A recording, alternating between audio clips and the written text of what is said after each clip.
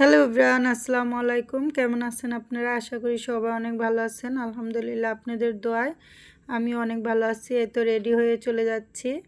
কোথায় যাচ্ছি সেটা বলবো না, যদি কেউ চিনে থাকেন অবশ্যই কমেন্টে জানাবেন, তাহলে অনেক খুশি হব। আর অনেকেরই চিনার কথা, এই জায়গাটা অনেকেরই পরিচিত।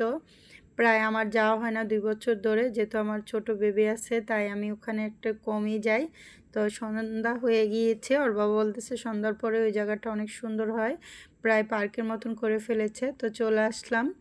এখন দেখি যে রাস্তার পাশে রেস্টুরেন্টগুলো হয়েছে, অনেক সুন্দরই হয়েছে, লাইটিং করে বা রুচিশীল মতন।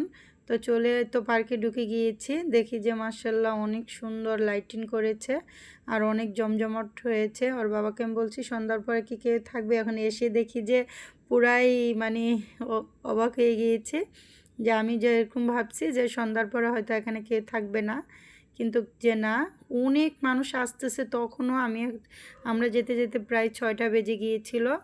পরে যেয়ে দেখি যে যে অনেক মানুষ আসতেছে, ভিড়েই প্রায় আধা ঘন্টার মতন আমরা জামে ছিলাম।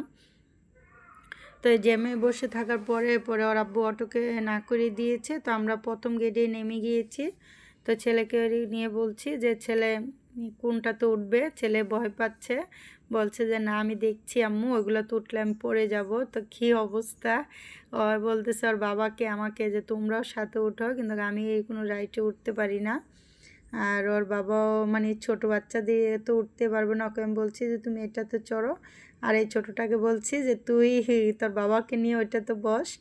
ছোটোটা মানে কুলের থেকে থেকে নাচতেছে, যেহেতু এখানে অনেক মিউজিক হচ্ছে। তারপরে এই যে এটাতে উঠতে বলতেছি, আমার ছেলে উঠবে না, যারা ছেলে ভয় পাচ্ছে, কাম্মু আমি এগুলো তো খুব ভয় পাই। সে একটু নার্ভাসে, নৌকাতে উঠতে বলতেছি, সে নৌকাতে উঠবে না। তা এই জায়গাটা অনেক সুন্দর ছিল আর অনেক মানুষের ভিড় ছিল, মাঝে মাঝে বাচ্চাদেরকে নিয়ে